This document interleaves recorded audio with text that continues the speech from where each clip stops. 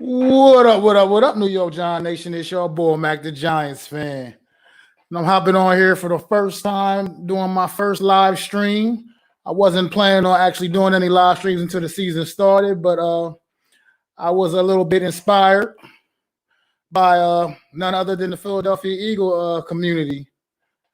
You know what I mean? I was inspired to do this particular live, specifically speaking about the NFC East.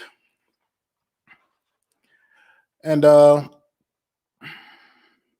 is going to start off with a couple, I got some topics we're going to talk about, break the division down. I'll be as fair as I can, keeping it as real as possible. I know I'm a Giants fan, but I do understand we ain't the best at everything. We ain't the worst at everything. And neither is anybody else. So I will give my fairest, what I feel like is my fairest of opinions. So first things first, I'm going to talk about who I think is the absolute best team in this division. I think this particular season, that's my opinion, it's only between two teams. Okay, we'll say it's between all three. It's between three teams. But I honestly feel like it's either the defending champions, the Washington football team, or my New York Giants. And that's as real as I can be about that, because honestly, the football team won the division last year because they happened to win 7 games. But there's no doubt in my mind that the New York Giants was the best team in the division a year ago. I mean, I guess you can't count Dallas out. I mean, for what it's worth, they are the Dallas Cowboys, and they have some explosive weapons on that football team, but that defense just scares absolutely no one. And I just feel like they're going to come up short this season. I think they're getting overhyped as always. I really believe this division is going to come down between Washington and the New York Giants, and that's how I honestly feel. But with that being said, I put a question on the table, and I said, which team is the best team in the division? And I do believe that to be the New York Football Giants, and I just explain why. We're the most balanced team. I feel like offense, defense, the special teams, we're the most balanced. And I just don't, because Washington offense on paper definitely improved this offseason as well. They put some work in, but I'm still not convinced they put enough work in. And Dallas's defense, like I said, it's just horrible, man. It scares no one. I mean, they might be better than last year, but that ain't very hard to be, because that's how bad that defense was a year ago. And I'm sorry, Eagle fans, man, but I just feel like y'all can't even be part of this conversation right now. I mean, maybe y'all can prove me wrong, but I'm just not feeling it. Not feeling much about anything about the Eagles this year. I know they've been a very successful franchise throughout this entire century so far. Been an absolute, stand-up franchise. But last year, things got ugly. I mean, things got really, really ugly, really, really bad. So yeah, I'm just thinking that they're not really part of this conversation, at least not this year. They're kind of one of those wild card teams where it's kind of hard to even really know what you're going to get from them, but I just can't see that team propelling back to where they were a couple of years ago, just after what happened last year with that organization. Get a whole new coaching staff in there. Things are just completely shook up now. And I'm obviously not that sold on Jalen Hurts. It's just the fact that I've seen like legit Eagle fans really saying, like, thinking this team is going to go 12-5, 13-4. I'm just not sure what they've been seeing. I don't know. I can't figure it out. I don't know where they see a 13-4 or 12-5 team. out of that football team from a year ago. I mean, you have a completely unproven quarterback. You got a bunch of unproven wide receivers. You do have a good stud running back, and you got a top-notch offensive line. I can definitely give you all of that. But at the same time, it's still just too many ain't gots. And that defense ain't that great either. Believe that. It will be had this season also. But then I'm going to move on now to like it might seem like the same question, but it's not really. Because I just said who I think is the best team in the division. But now it comes down to who I think will absolutely win the division. And my answer is going to be the same. I think this year we ain't letting that slip away this year. We're going to do what we have to do, handle our own business, and win this division. I think it's going to still be pretty tight. It's going to come down to, like I said, pretty much those same three teams I spoke of before, us, the football team, and the Cowboys. But I think ultimately we're going to reign supreme in that. I think we will win this division. I feel like it's going to break down just like the Giants is going to win this. We're going to win this division at 11-6. Then I feel like Washington and Dallas will both be like 9-8. And unfortunately, I got the Eagles at 5-12. And unless they can prove me otherwise, I just can't see anything better than about 5-12 for the Eagles this year. Like I said, I'm not trying to be a smart ass. I'm not trying to be funny. But at the same time, look, it is what it is. Put a bad product on the field a year ago, Philly. A very bad product. And like I said, the NFC East has been getting laughed at a lot. Absolutely been getting laughed at a lot over the course of the last, few years, 5 years or so. It's just kind of been really a down, things have been headed downward for the NFC East. I want to remind everybody the NFC East is absolutely the best division all time. And that's still the case. Even with these last few bad years, the NFC East is still absolutely the best team, the best division all time in the NFL. All time. And I'm pretty sure it's going to be hard to ever top the accomplishments of the NFC East. It is the only division where all four teams hold a Lombardi, at least one. And so everybody can get their jokes out, but the NFC East is back on the rise. I mean, I'm not saying it's back up to where it's going to be the best division in football again. It's nowhere near that yet still. But I can guarantee you one thing for certain and two things for sure. It will not be the worst division in football this year. It will be a much more competitive division because, like I said, even though I got the Eagles finishing 5-12, they are still the Philadelphia Eagles, and they are scrappy. They are resilient.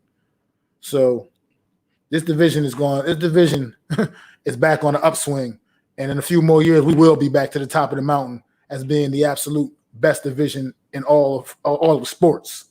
All of sports.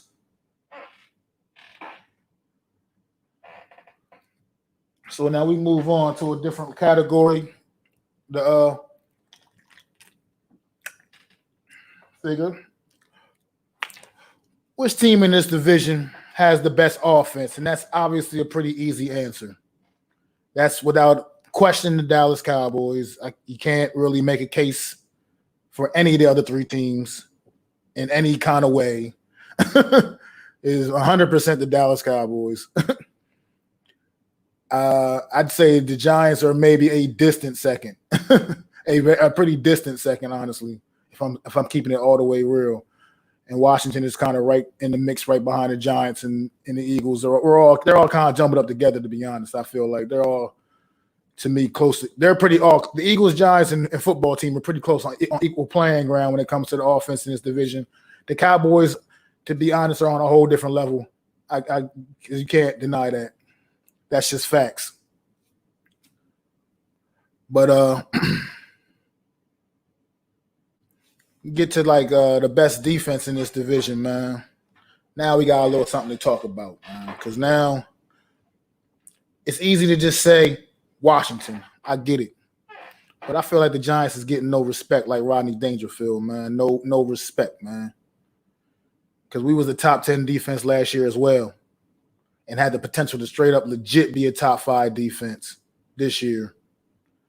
And I'm not so convinced the Washington football team's defense is that much better than the New York Giants defense. But for the sake of argument, I will definitely give Washington the edge right now. I mean, that front seven is absolutely as good as it gets in the league, bar none. But the Giants is right there sniffing at their heels. I'm trying to tell you. It is absolutely it's going to be a dogfight in the NFC East. It's going to be a dogfight. The fact that you got, I believe, two potential top 5 defenses in that division, it's going to be a dogfight. Like I said, even though the Cowboys got that very explosive offense, it still won't be easy against either one of those two teams. It won't be easy. You're going to have to still earn everything they get. And then, so then I move on, start breaking down some more of the individual positions now. So they say they rank the quarterbacks in the NFC East. Obviously, I think number 1 is pretty easy. There's not even a close second. Not even a close second in this category right now. Obviously, Dak Prescott is the best quarterback in this division. Not even a close second to be found in this division. But somebody has to be second. And whether you like it or not, I'm putting Daniel Jones second because I just can't concede that Fitzpatrick is better than Daniel Jones. Fitzpatrick is what he is. He is a career backup who had a few good years in New York for the New York Jets. He got paid a little bit. And now every year, teams just seem to keep bringing this guy in, thinking he's going to be some kind of holdover for some new young quarterback they got, and end up realizing that they got to still just throw that young quarterback into the fire faster than they wanted to because Fitzpatrick is out there throwing interceptions all over the place. He is what he is. He's a solid vet, but there's no way I'm conceding that he's better than Daniel Jones. He just, from a talent standpoint, just the ceiling, the Daniel Jones ceiling in comparison, no. I mean, I know Fitzpatrick's a vet, so we shouldn't be talking about ceilings, but when it comes to him, but at the same time, because he's hit his ceiling, he is what he is. And that's my point. Daniel Jones' ceiling is far above what Fitzpatrick is. Far above it. So I just can't concede that. I mean, Fitzpatrick, I'll put him third. Just because Jalen Hurts I had to put fourth because you only played 4 games, bro. And it wasn't like you were like some kind of super impressive in those 4 games. I mean, you had the one really great one. But, bro, you still didn't prove that you can throw that football at the NFL level, man. Still ain't proved to me that you can throw that football at the level you need to in the NFL. I'm just not buying it. He has to prove it to me. I hope the kid succeeds for what it's worth, because for what it's honestly worth, why would I not want to see another good young brother succeed at the quarterback position in the NFL? I'm not a hater like that, man. Even though he played for the rival team, played for the wrong team, I'm still not that kind of hater, man. At the end of the day, I wish this kid could succeed. I just, from what I've seen, him in Alabama, him in Oklahoma, just can't. I feel like he can't get it done with his arm, man. He just can't get it done. Like I said, I hope he proves me wrong. Dead ass. Hope he proves me wrong. I just don't believe he can, man.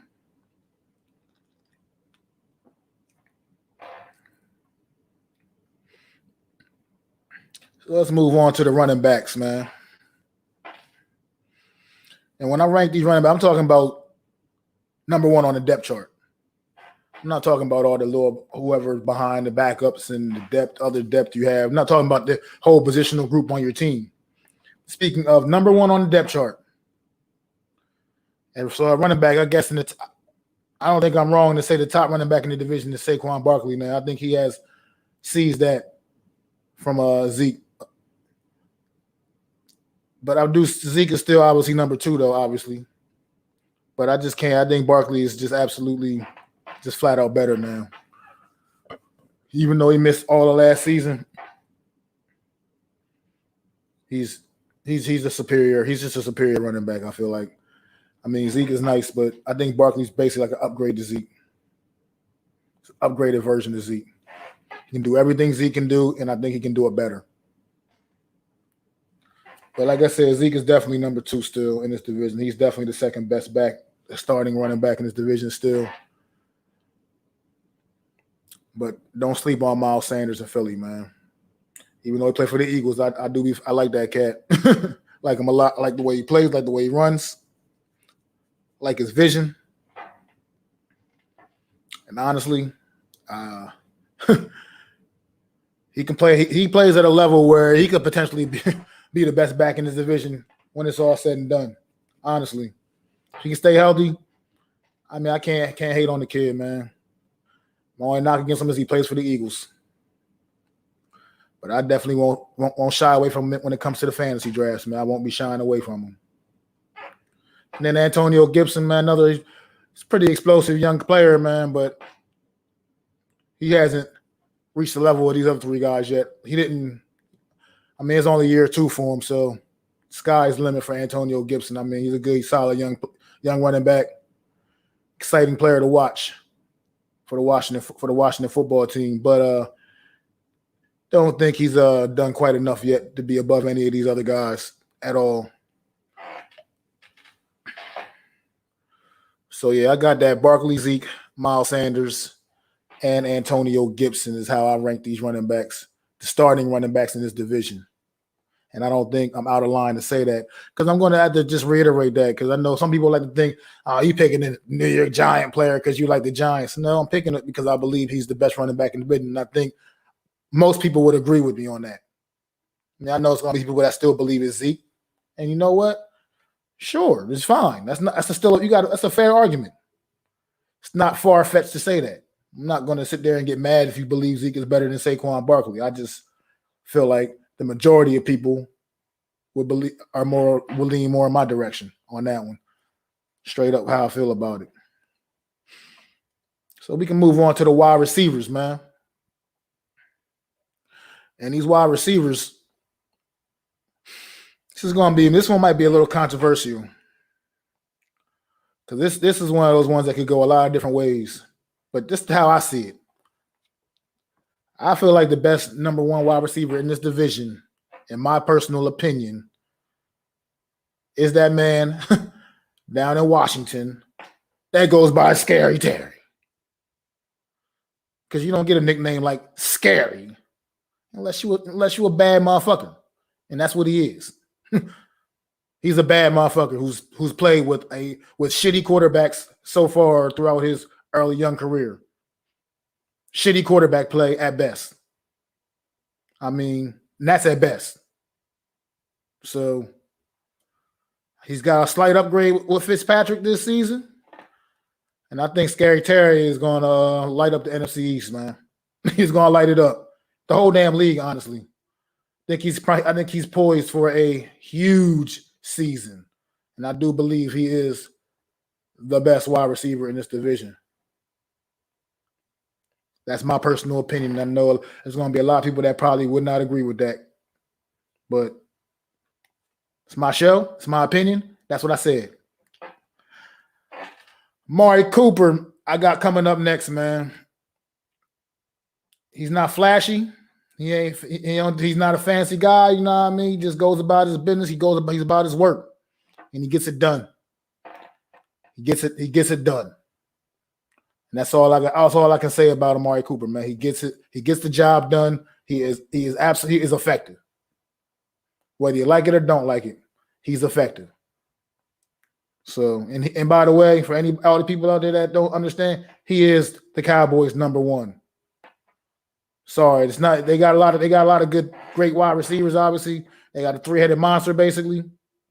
But Amari Cooper is the Cowboys' number 1, and I got him as the second best receiver in this division. But then we got Kenny Golladay, man, that the New York Giants just picked up. New to the division. But I believe out of the number ones in this division, he's the third ranked one for me, man. Definitely got McLaurin and Cooper above Galladay, man. A lot of reason why is because Galladay, I'm not sure if I've ever seen a full season from Galladay, man. And he's got all the talent in the world, but he can't seem to stay healthy. He can't seem to stay on that field, man. So I got him at third right now in this category right now, man. And then for the Eagles, man, I got a little question mark kind of next to Devontae Smith on this one because I'm going to assume he's going to be their number one. With that being said, it maybe could be Jalen Reagor. Maybe it could be Travis Fulgham. I don't really know. So much unknown with the Eagles wide receiving core. So much unknown with that group. So for right now, I just got penciled in Devontae Smith, and I got him fourth. And I'm going to explain why I got him fourth, because I know he Mr. Heisman Trophy winner, record-setting wide receiving season in Alabama a year ago. Here's the point back in the period, man. I'm old school with mine. I don't anoint rookies, man. Until I see you do it on the NFL field, I'm not just going to put you above cats that I have seen do it on the NFL field. I'm just not going to do it. I can't do it, won't do it. Because I've seen in my lifetime several Heisman Trophy winners be NFL bust. Several. Not a little bit, several. So I've seen a lot of even more great college players, period, become NFL busts. It's just it's just whack. It's just weak, man. So until I see this cat, until I can see Devontae Smith, who I think will be an excellent player for what it's worth. I wanted the New York Giants to get him. Of course, we know what happened on draft day. No need to bring that up against Eagles and Cowboys. Yeah, y'all was in cahoots on that one. Coming for both of y'all asses in the season. Coming for both of y'all asses for that. But anyway, I still can't anoint him, man. He's a rookie. I haven't seen him on an NFL field yet, so I don't know what he's going to do. So for that reason and that reason alone, he's got to be number 4 in this category. So then I move on to the tight ends, man. And this is a little weird. This one's a little different because I know I said number ones, but you got 2 teams in this division that basically have pretty much 2 number 1 tight ends. Obviously, that would be the Eagles and the Giants. We're talking about Zach Ertz, Goddard for the Eagles, and Evan Ingram and Kyle Rudolph for the Giants. So to lead this category off, man, I'd still edge out the Eagles tight ends to right now because for what it's worth, I mean, those guys have been proven playmakers, man. Proven, reliable playmakers, both of them, Goddard and Ertz. So as of right now, I'd still say they got the best tight end situation in the division. But I'd say the Giants are sniffing on their heels. Really close. Because Evan Ingram, that motherfucker can't catch for shit, but he has an ability to make plays. And maybe with Kyle Rudolph, we can start using Evan Ingram this year in more of the role I feel like he was drafted to play in anyway, which is more all over the face, more out in open space in that slot, just, killing linebackers and safeties. So maybe we can use Evan Ingram more in that role and let Kyle Rudolph do more of the traditional tight end work, which he has proven to be very successful at. So for that reason, I do got the Giants at the close number 2 to the Eagles in this category. And just kind of by default, I got Logan Thomas, man, coming up at third right now. Because unfortunately, Blake Jarwin, man, he got hurt last year early on. He missed the whole season. A lot of people thought he was poised for a breakout campaign, but he unfortunately got injured early and we didn't see it. So we still don't really know. So for that reason and that reason only, Logan Thomas had a fairly successful season a year ago. Slot him in that third spot right now. And unfortunately, I got to put Dallas last in this category. I'm a believer in Blake Jarwin. And I actually drafted him on a couple of my fantasy teams a year ago. But he got, he got banged up, and it was all she wrote, man. So for right now, until he's going to have to prove it. And until he does that, I got the Cowboys fourth in this category, man, as far as the tight end situation. And which is weird to say because for so many years they had the great future Hall of Famer Jason Witten for all those years, man. And now it's like, what's happened to that position for the Cowboys? It used to be so clutch for them. I mean, I go back to the Jay Novacek days and everything, man. Like, yeah, it was clutch. That's been a clutch position for the Cowboys for a lot of years. So it's kind of funny to see them trying to figure out some things in that position, man, at that spot. But then we get to the big hog mollies. That O-line, man. And what's going on, Joe? Joseph, how you doing, brother? Thank you for stopping by, man. I appreciate it, man. But hog mollies, man. I'm going to rank this, and then in the division, how I got them ranked, man. I feel like keeping it all the way real. I believe the Philadelphia Eagles definitely has the best O-line. All right, hop on, Joseph. Has the best O-line in the division, man. I absolutely believe that. And after the Eagles, man, you can't front it. I think I still the Cowboys. So I think they're still pretty close, honestly. I think the Eagles are a little bit better, but I think the Cowboys are still pretty much right up there also. And then I think I got to go Washington again in third. Their offensive line is not super great, but it's definitely better than ours. New York Giants, until proven otherwise. I mean, I love y'all. You know y'all my squad. Love you to death. But until proven otherwise, we are definitely pulling up the rear in this category. Yeah, definitely pulling up the rear in the category right now, man. Offensive line, that's not even up for debate. I feel like this order is basically right on the money. I feel like just about anybody that knows anything about football is going to pretty much have this exact same order on the offensive line in this division. I just can't see how they wouldn't. But damn, I hope this offensive line. Hope the New York Giants O-line gets better this year. Because I feel like that is the one thing that will just bring it all together. If we can be about to move up to even being like, I know it sounds crazy, but even just the 20th ranked offensive line or the 18, 19 range, somewhere around in that range, that, as weird as it sounds, is still so much better than we were a year ago that even that would be probably good enough to get us over the hump and definitely help us take control of this division. But it will be clutch, and the O-line is going to need to do that, man. We're going to definitely need to step it up and make some things happen.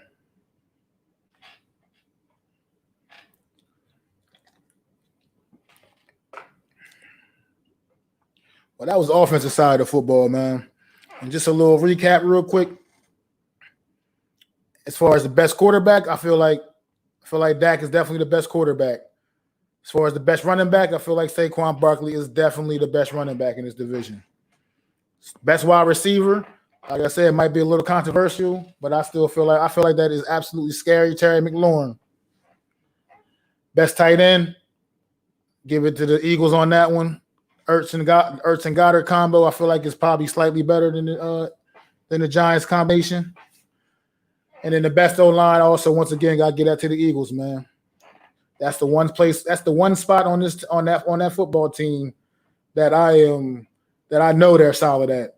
100%. They're good to go as long as those guys stay healthy. Give it to them, man. They built that O-line the right way. So now we're gonna hop on the defensive side of the ball, man. And I'm breaking this down more, and I'm not doing individual players on the defensive side, but I'm just breaking down the defensive, the groups, positional groups. I'm gonna start off with the edge rushers, man. Just like the outside edge rushers, not like, not like for offensive for the Giants, not like Leonard Williams. Talking about actual like the outside linebackers, defensive ends, depending on what kind of scheme you're playing. The outside edge rushers. Obviously, we all know who number one in this division is. That's not up for debate. It's not close. There's no close second. It is a distant first, and that is the Washington football team with those this extraordinary group of pass rushers they have. Extraordinary group. So that's not up for debate. Chase Young and company is definitely the best group of edge rushers in this division has to offer. They're amongst the best in the whole damn league. So, damn, this division, almost the whole league. Now, here's where it gets a little dicey. Because honestly, like I said, it was a distant. Yo, what is going on, Mac? What's going on, Joe, man? Joseph, how you? Thanks for joining the stream, bro. No problem. I'm just chilling out tonight. But yeah. Just been talking, breaking down the division, like, the best in the division right now. I'm on the defense right now. Just starting with the edge rushers. I was saying, like, I feel like Washington has the best group of edge rushers in the division. And then One of the best in the league, too. Yeah, absolutely. And then I was saying where it gets a little dicey because the rest of the division is not really too spectacular in that category, I feel like. So I got Philly I got Philly coming in second just by default, kind of. Yeah, I mean Philly did have that they're one of the best. I think they're a leader in sacks on the defensive line. So I mean still that defense is really good, but yeah, I would put us Washington, Eagles, Giants, and then I'll say Dallas. So yeah. I actually flip-flopped us in Dallas only because Dallas has a couple more proven commodities than we do. You know what I mean? Like we're kind of. I thought you said D-line. Oh, I thought you said. Edge. I'm just talking about strictly just the edge, not the whole entire D, like the interior D-line, just the edge. So and I put because Randy Gregory and company. I just feel like they got proven commodities that actually have gotten it done, and I feel like we don't really. I mean, like. We hope O'Shane Zimenez can step up this year and become what we drafted him to be. You hope Lorenzo Carter can. O'Shane. We hope Lorenzo Carter can step up this year, but Lorenzo I do like though. I like him, but he's got to show it to me on the field, man. And then he's gonna stay healthy too. And then what's going on, Birdman? And then he also and then of course we're depending on Azeez Ojulari. Obviously, we drafted him second round, but at the same time, like I said earlier when I was talking about Devontae Smith earlier, he's a rookie, man. He has to show it to me in the NFL, man. I can't just assume and go out there and just know and be like he's going to definitely get this done, man. He has to prove to me on the NFL field. So just because of that, when it comes to edge rushers, I put us last in the division right now because I think we just have too many unproven pieces. Oh, that makes sense too. I mean, but by the end of the season, what do you think? Do you think our edge position will gel, or do you think we need to touch it up a little bit going into next offseason? I mean, it doesn't hurt to always touch up the edge position, really, on any team. Well, I think it'll do pretty well. I think Azeez will have 6 sacks. I'm hoping so. Like I said, I hope for the best. Hope he can get double digits. I mean, I'm hoping for the best, man. Like at the same time, but right now it's just too many unknowns. So too many. Just for the current time, what we know right now, that's how I see it. But if you have any more thoughts on that, we can move on to the interior D line, like where this is a little bit different. Where I got Washington and Giants are pretty much neck and neck. I feel like when it comes to this, I feel like. Totally agree. And if we had Dalvin, it would have been a different story. But yeah, absolutely. And then Philly's right in the mix too, man. I can't forget about like Fletcher Cox and those guys either, man. Right in the mix. But I feel like the Giants and Washington are still a little bit better, a little bit better than Philly there. And Dallas is not even in the conversation for this one. I feel Yeah, like no, Dallas.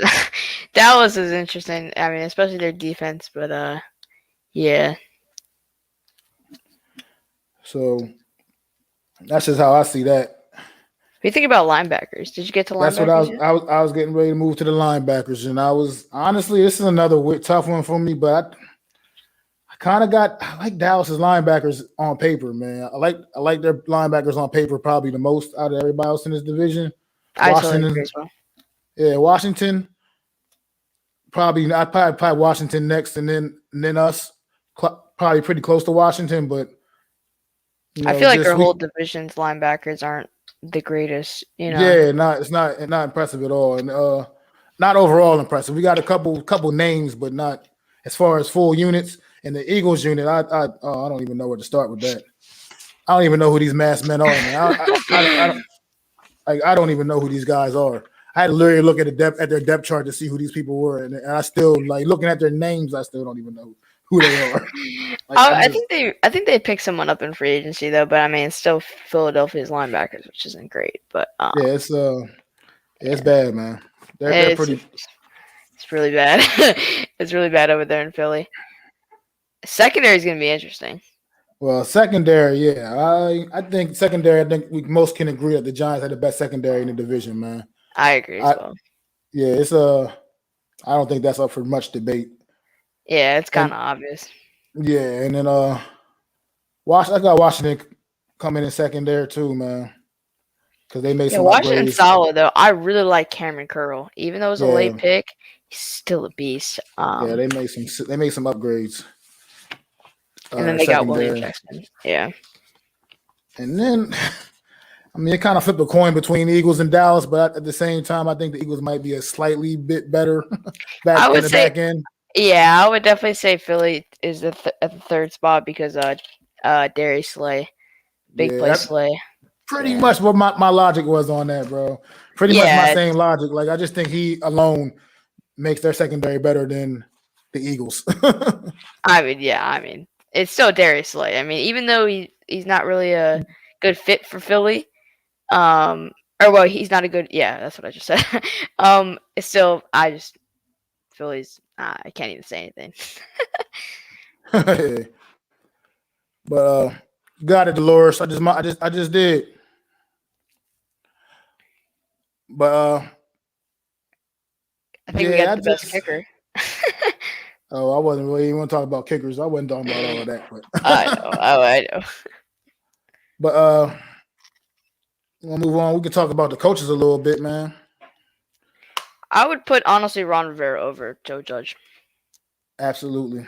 I would put Rivera, Judge, and then I would say the Eagles' new coach. Actually, I can't even say it because I don't even know. It's honestly 50-50 between Dallas and Philly because McCarthy's trash. He's straight garbage.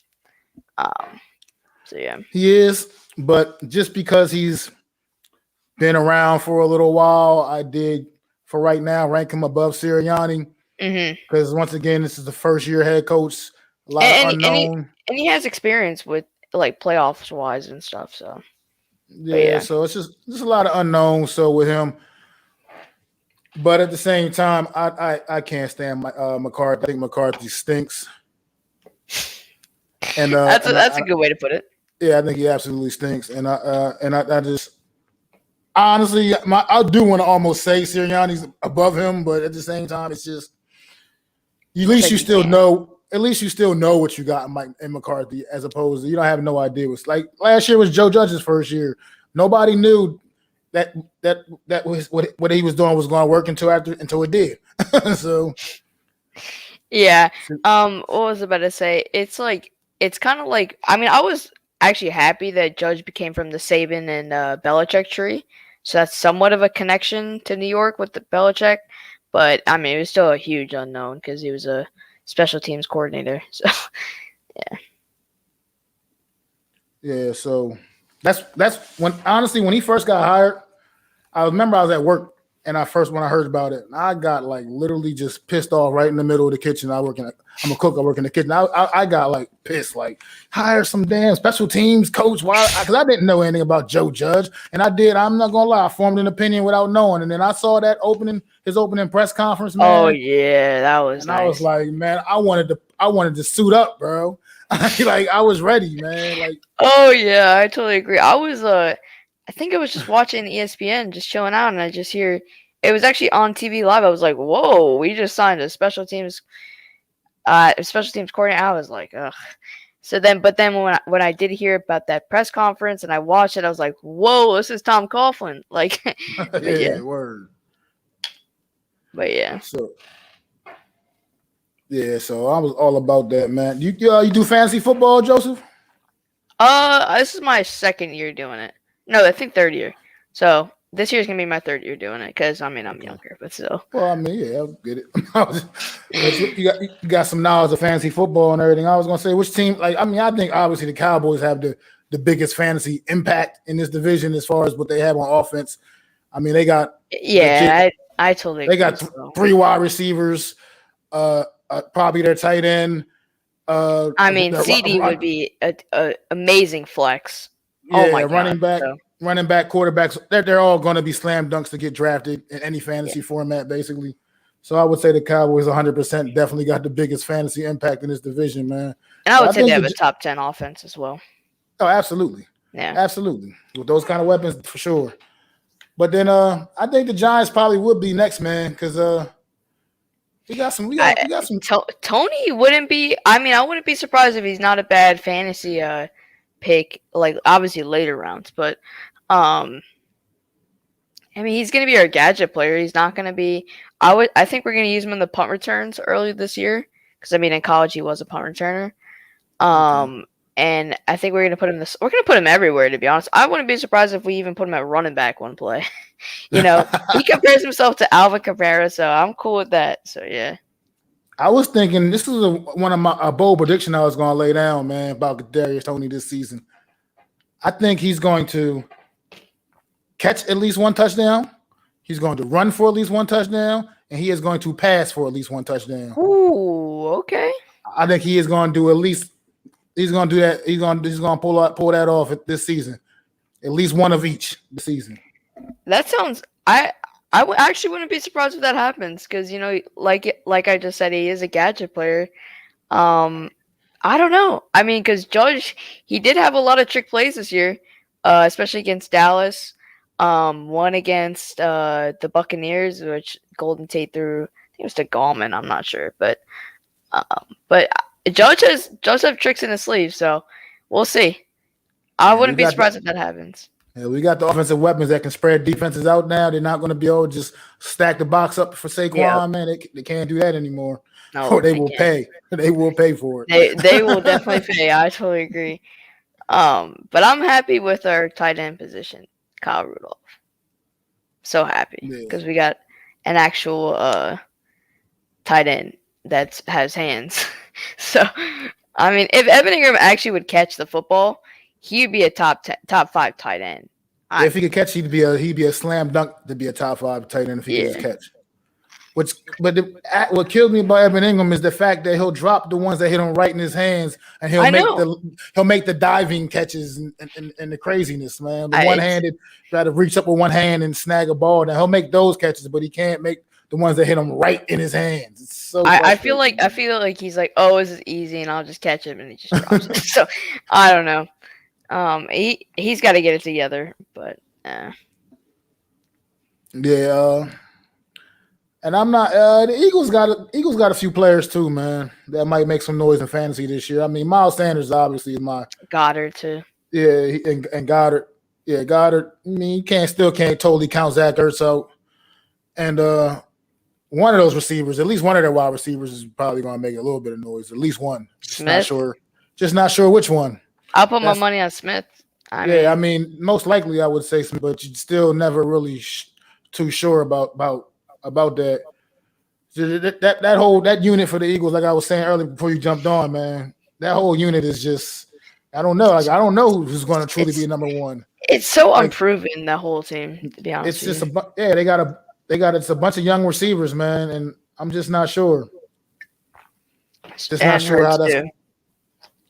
It's all going to matter on Hurts. Yeah. Absolutely.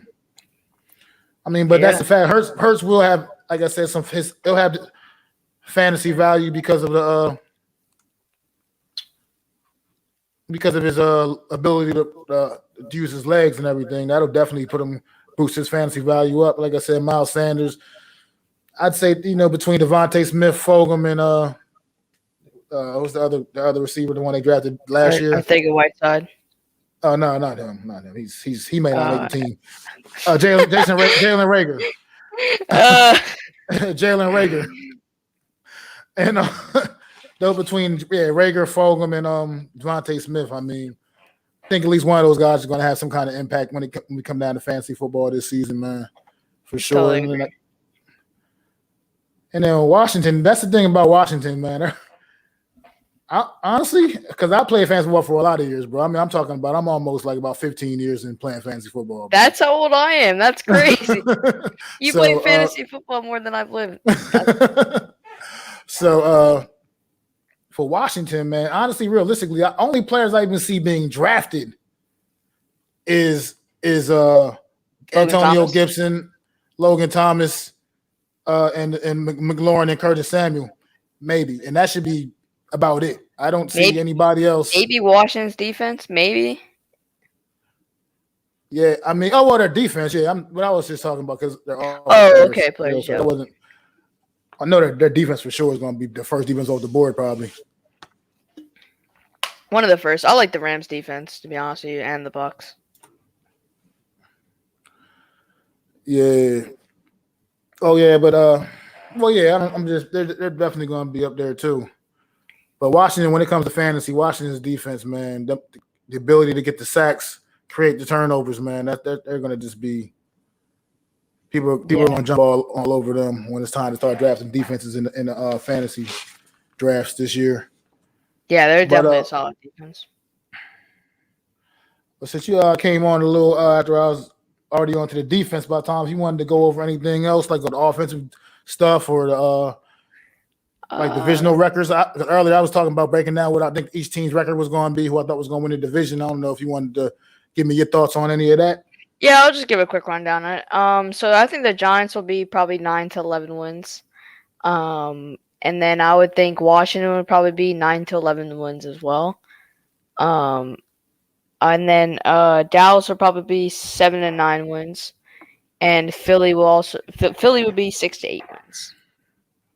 So it's gonna be tight, but I feel like that it's really gonna come down to the Dallas, Washington, and New York. It's funny, we're pretty close on that because I had the Giants finishing 11-6, got Washington 9-8, Dallas 9-8, and Philly 5-12. Yeah, I only said 9. I only said our floor would be 9 wins because we went 6-10, but I really think we're gonna go 11-6 this year.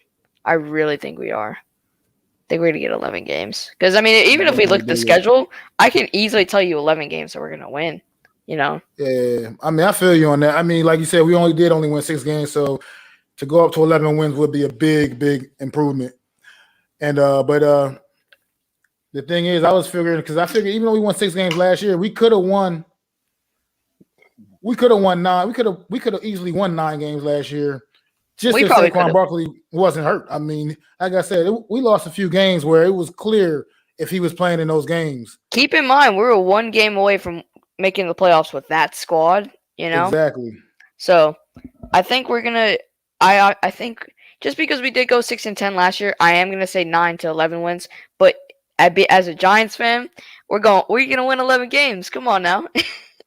But it's No, I'm saying that because it's just facts. Like, look, Rams game we lost. Agree. Yeah, that Rams game we lost. Come on, man. If Saquon Barkley was in that game, we would have never lost that game.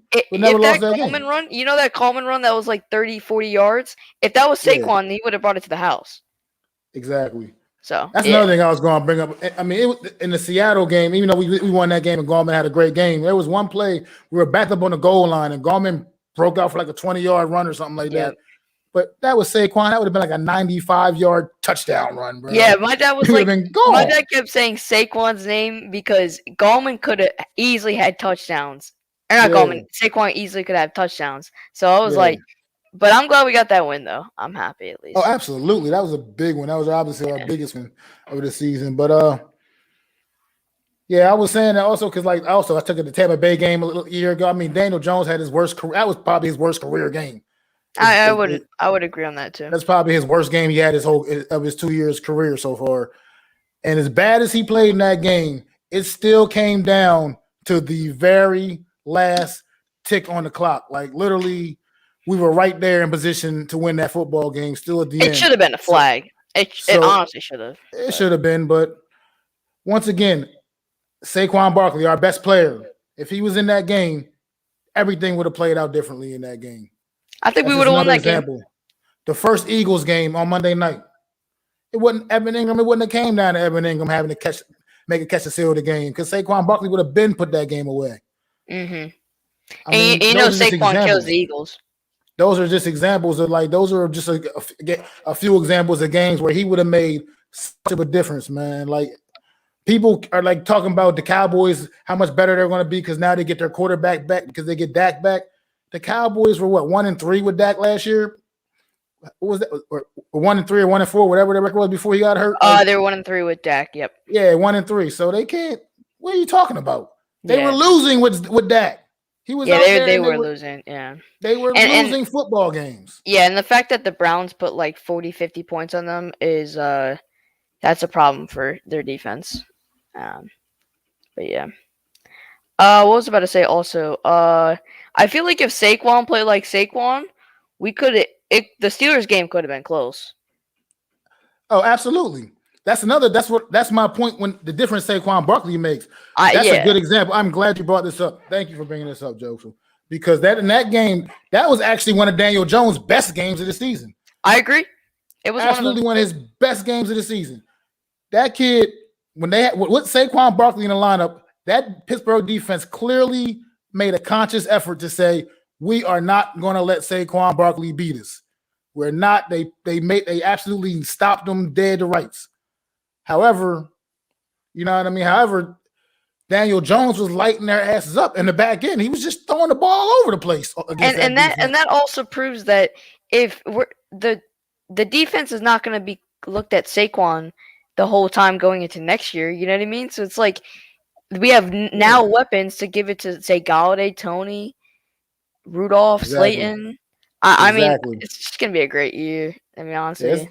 It's definitely going to be fun, man. Like, I'm so glad you brought that up, man. That's a good point. I like to always bring that up. The same thing, like that's a prime example of the impact Saquon Barkley has on Daniel Jones. Yeah, look at that one game, the one game with Saquon Barkley, and it was one of his better games of the season. Just even though we lost, it was one of his better games of the season. I would also say the Ravens game too. He didn't play too bad. He didn't. He played really good against the Ravens, considering he shouldn't even have been on the field still. And also both Eagles games.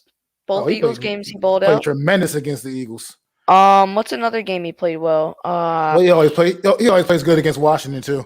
Oh, of course, always against Washington. He's never had a bad game against Washington yet. And the fact that Washington's defense is so good, it just makes it even better. But what's another game?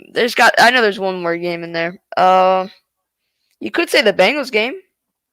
He played well in that game. I mean, nothing really jumps off the page as too special from that game, but he played well. He definitely – that was also the second half of the season when he was starting to just play smarter football, cleaner football anyway. So, like I said, I was actually impressed with Daniel Jones the second half of the season more than people – The Cowboys game, too, the second Cowboys game. Oh, man. That was Daniel Jones at his best. He showed up for that one, man. But nothing beats the first game against the Bucs. Nothing beats that game. His first start. Yeah, he definitely showed up for that one, man. Yeah. I'm not going Caliente Rivera. I will say this: D. Jones needs to show up with the weapons he has. You're right. I do agree. He's got proper weapons around him, man. It's really going to come down to him making good decisions, and that O-line protecting him and giving him time to make the right decisions. Because it does come down to that as well. You know what I mean? You can't make excuses up for other people and then make it seem like Daniel Jones is supposed to overcome these things that you don't expect other people to overcome. So if Aaron Rodgers had a bad offensive line in front of him and they weren't blocking for him and he wasn't looking the same, everybody would say his offensive line sucks because we know Aaron Rodgers is great. I'm not saying Daniel Jones is anywhere in the stratosphere of Aaron Rodgers. I'm just saying he needs to be protected as well. I mean, all quarterbacks should be protected. So it comes down to that too. Also, he has to make better decisions himself, but he does also he needs the he needs the what you call it too, man. He needs the offensive line needs to definitely protect him, man. Block for him, man. Yeah, I totally agree. They have to step it up, the offensive line. And the fact that we really didn't address the offensive line this offseason, it's like, it's like. Yeah, but like I was. But I mean, it was worth getting the weapons. To be honest with you, it was worth. When he was on Logan's stream last night, we was talking about this a little bit too, man. The thing about offensive line play, like I said, I used to play offensive line myself when I played football. It's so much. We got a bunch of young guys that we've invested draft capital in over the course of the last 3 or 4 years, man. You got to, at some point, we got to see if these guys can truly pan out. You can't just keep shuffling the deck, so to speak. You got to let them. That was a good point you just made. Yeah, we have been kind of invested in it in the beginning. Yeah. You got to let them guys gel continuity, man. Like, let them build together. Start hanging out. They got to start hanging out. They got to hang out together. They got to do everything. That's how it is. That's how offensive linemen. That's how you get. They got to feel comfortable with each other right next side by side with each other. They got to know that the guy next to him is doing what he has to do. You know what I mean? Everybody's just – it's all one unit, man. Like, I don't know if you ever – it's a movie called Drumline with Nick Cannon. I don't know if you probably never saw that. I didn't. Yeah. But it is older than you. But most likely, yeah. But it's the band coordinator always is saying on the movie, one band, one sound. That's how the offensive line is, man.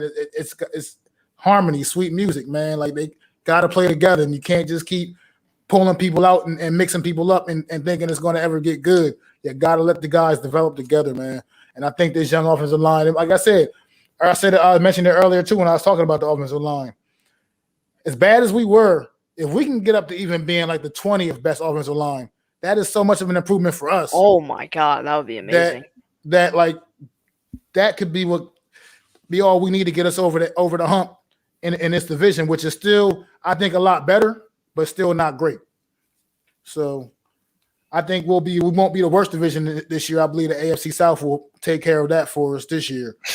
But the AFC South is the Colts, Titans, Jacksonville, and Jaguars, Texans, And obviously, we know the Colts and the Titans are good football teams, but Jacksonville and the Texans are very bad.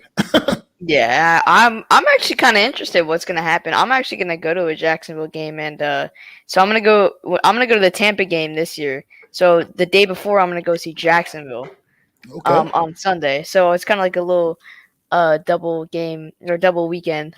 But I don't know. We'll see. I just don't think they're going to pan out well because it's Jacksonville. So, yeah. What's going on, Birdman? Can you guys hear me? Yep. Yeah, I can hear you, bro. Hey, what's up, guys? Thank you for letting me get on here real quick. I'm kind of new to watching you guys, so I don't know if you guys seen any of my content. But I've heard of you because I'm on Eagles Uncensored, Big Play Slay. I have a lot of Eagles fans that I'm friends with. I gotta check you out. I'll be on a lot of their streams too, but I'll check you out, man, for sure. Yeah, I actually got into it with Cop Pizzle. I saw that. My Eagles friends were talking about it. Oh, it was fun. Yeah, that was pretty wild. But yeah, let's try to. What other way can I get a hold of you guys? Are you guys on like Twitter and stuff like that? Yeah, I'm on. You can find me. Okay, Twitter. Mac. You go, Mac. You good? I was gonna say you can find me on. I'm on Twitter, man. You can just MacDaGiantsFan on there too, man. Okay, yeah. That way I can message you. So we could hook. Let's try to get something pretty soon because I love hearing everybody's perspective. I know we can talk junk all day. That's not that very hard to do. but but I also like to get that perspective and I mean, you're obviously not going to have agreement with some other Giants fan. They have, they're it's the same thing with the Eagles fans. A lot of people don't like Jalen, and a lot of people do like Jalen. A lot of people like Daniel. A lot of people hate Daniel. So it's kind of I see both things. But my point being is just I'm not here to like talk shit and say you guys are this and that. I'm just like, of course we can talk crap. I don't think you guys are gonna do anything this year. Blah blah blah. But my main reason why I was calling in real quick was I saw Shefty made a report about Saquon is gonna be on the pup list, and then there was a bunch of other names. What do you got? What is that true? Yeah, but it's not really the bad pup list right now. It's the training where as long as he's off of it by the end of training camp, he can still go in and start the season normal. If he's still on at the end of training camp, that's when it becomes a problem because then he has to miss the first 6 weeks. So okay, so when is your official day of training? I think it's a week. The veterans What's that? report on the rookies are already there. The rookies already started. Rookies are there, yeah. Rookies, like Okay. the quarterbacks came in today too. The quarterbacks came in today too. And then on I believe Tuesday or I think it's Tuesdays or Wednesday is the first practice. So the rest of the team reports on Tuesday night to training Okay, camp. so Saquon's got a week for that. He has to. I would say a week or two, but it's technically okay. 1 week, but I would say 2 weeks. No, actually, Well, he can be he can be on the pup the whole time throughout all the training camp until they make the final cut. Until they make the final cuts. If he's still on the pup list when they come to the final cuts, that's when he has to miss the first 6 weeks of the regular season. As long as he's off of the pup list. Do you think it's a possibility that he won't play in the preseason at all? Well, he won't play in the preseason at all. No, there's no way. I don't think any of our not starters touching are it? really going to play. I don't think really any of our starters are going to start preseason. You're gonna get some. Really? There's something you got to get. The offensive line has to get their reps for sure. But Of course, Buckley will not play a single down of the preseason. Even if he's ready to go, he won't play a down of the preseason. Yeah, because if any starters play, it would have to be the second week of preseason, right? Because the last one is for the guys trying to make the team. Usually, that's how it goes. Yeah, it's also different this year because it's only 3 games this year, so that's a little bit different than normal. Usually, that third all preseason game is like the dress rehearsal, so to speak. But now our third game is the last preseason game, so that's not going to be a dress rehearsal. That's going to be, like you said, young guys just trying to make the team. I think it's just going to be like a normal preseason, but without Saquon. And I was gonna ask you guys. So like, everybody was saying that your O line, garbage and da da da da da. So where do you guys see your O line now? Because I really didn't get a sense of did you guys get better? Did you guys let someone go? What did you guys really do on that O line?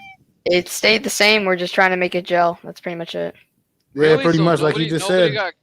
Oh wow, that's great. We added no one. Added no one. It's just really been weapons and defense.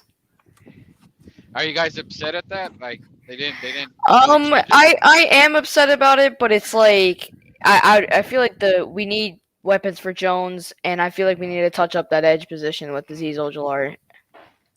And what my point was, like I was just saying too, about the offensive line is like we've already invested a lot of draft capital in the offensive line. We got to see if any of those guys we drafted can pan out, man. We can't just.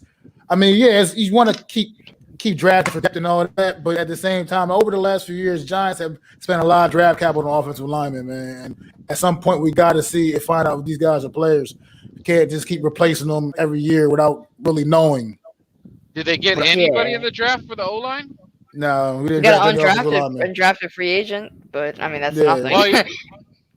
Well, maybe. Well, if you guys are watching the Eagles, the left tackle spot for Dillard and Malata, they're going to be competing. So a lot of people think that Dillard might get it back, but me as a fan, I'd rather stick with Jordan. I felt that he earned it. So if they do look both good, I guess it's going to be a good problem to have, and maybe I know if they look good, someone's gonna talk to the Eagles because everybody could use an extra, like a O line guy. So maybe Giants might see that or something like that. If I mean, that's a practice great squad problem to doesn't have. look too or So Yeah, absolutely. I wish we had that problem. yeah. And then I know I don't necessarily say it's a rebuild. I say that we're retooling. So if we have someone throws something at us, I think Howie will take some picks because he's trying to build. And if the Jalen Hurts experiment goes bad, then that's when that Deshaun Watson thing is gonna catch a little bit more fire. And because I don't really, from what I'm hearing out of college, the quarterbacking doesn't look like star studded and stuff. So it's gonna be interesting. I'm not like I'm excited to see. I'm just excited just to get football back. With you there, bro. I'm with you there, Birdman. I am I kind really of worried want about that football. statement the NFL released today about like, yeah, the NFL released that statement that if a player gets COVID and affects the team or something like that, that they're gonna forfeit the game. And I was like, that's kind of interesting, man. Like I don't know how that's gonna pan out. What do you guys think about that? I think it's going to get ugly when it affects when it actually happens because the whole part. I think the forfeiting the game is one thing, but now you're going to tell the whole rest of the team that now they can't get paid either. That's going to get problematic. I think that could get problematic. I Telling think guys it's. I'm not going to pay you. Well, yeah, Yeah, I think it's. I especially think it's. Oh, you can go. My bad. yeah. I think, and then especially because like if we're fighting for the division, right? It could come down to one game, and if a dude got sick, and then you forfeit the game and you're out of the play, that I mean, wow, that's gonna. I mean, talk about fans being pissed off, dude. I mean, I wouldn't know how to feel about that. Yeah, that's going to be tough, man. I don't know about how that's. I think it's going to. You'll find out how serious it's going to be once they once it actually happens, man. So I'm hoping it doesn't happen. Knock on wood, because I really don't want to see a Yeah, team it's that was just forfeit a game like that. To be honest oh with you, god, this could honestly uh, be like a sign for basically the NFL is trying to say everyone get the vaccine, so we don't have to worry about this for the That's what well they're players. even trying to well say, even but yeah, but even if you have it, even if you have the vaccine, you True. know how what is it? What I forgot what baseball team the six guys got COVID and they have the vaccine and what did they do? They like stopped the game or something like that. I forgot what was team. that I think they the postponed Marlins? it. Was it the It Marlins? was I know it was six MLB players that got it. So they I just feel like stopped they the had it. game or whatever happened. But I'm just like, Six okay, though. Whew. I know a lot of NFL players are taking the vaccine or already have it. But the thing is, if you got it, they're just saying that There's still a if you did chance, get yeah. COVID, yeah, if you did get COVID and you have the vaccine, that you're just gonna forfeit the game. That I mean, holy cow, dude. Yeah, like what you were saying earlier, like if it comes down to a division game and you're out of the playoffs, like I would be furious, absolutely furious if Yeah, the because we Giants wait are for out. so long for football. I mean, that's a long time waiting for football, man. That is insane. I mean, like I said, I mean, can you imagine and your team's doing good and you finally you're in prime position to make something happen. They're like some dude gets sick out of the blue or something, and they found out that he went to a restaurant or he went to the out of the country or something. And then that player's gonna get roasted. They'll be like kind of like what Odell did. Man, Odell got murdered or killed when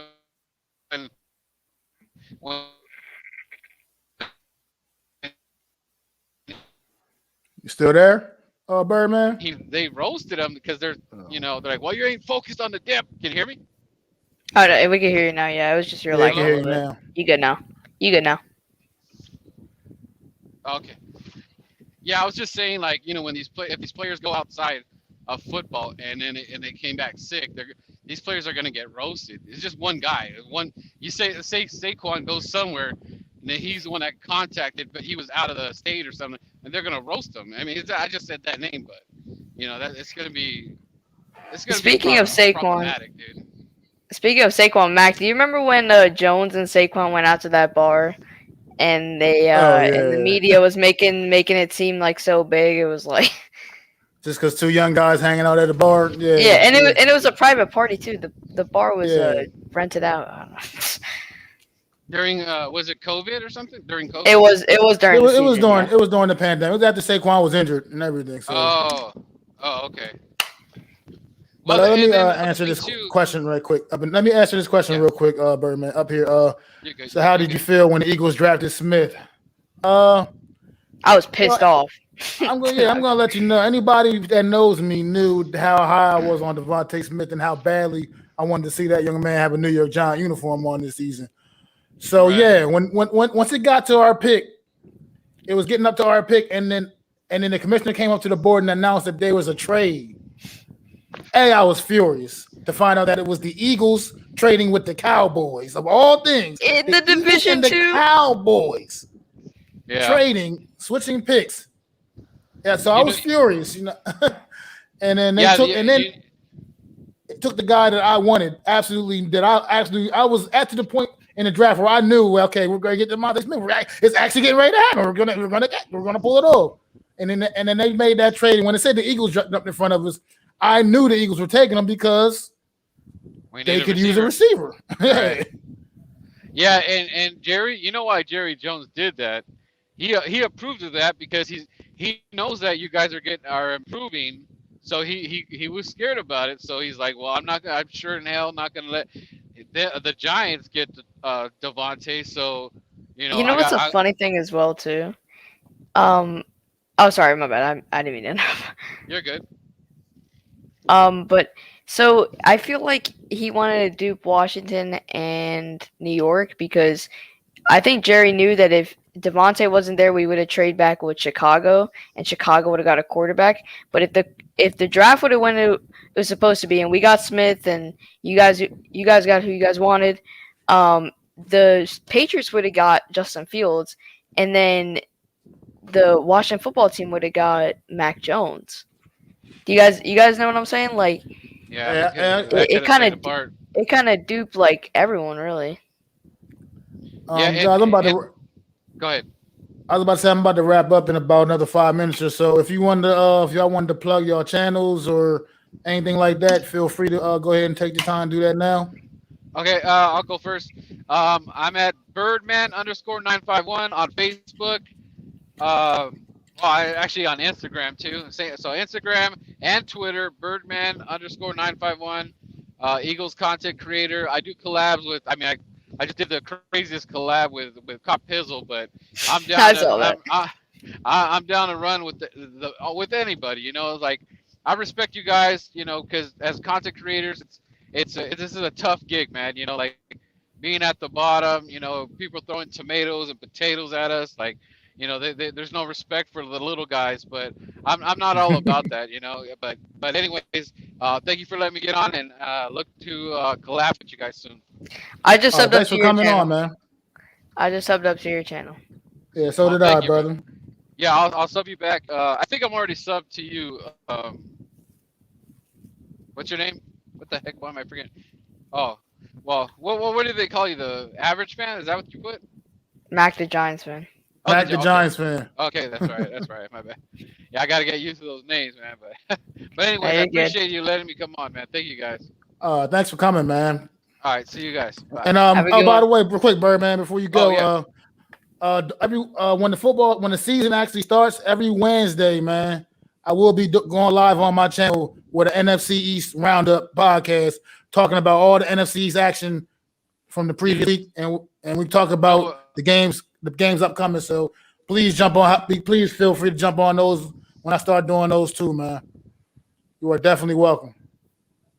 Around what time? You're on East Coast, right? Yes, sir. Okay, so what time on the about? What time are you thinking about? The time? Like around 8:30, 9 o'clock Eastern time. Okay.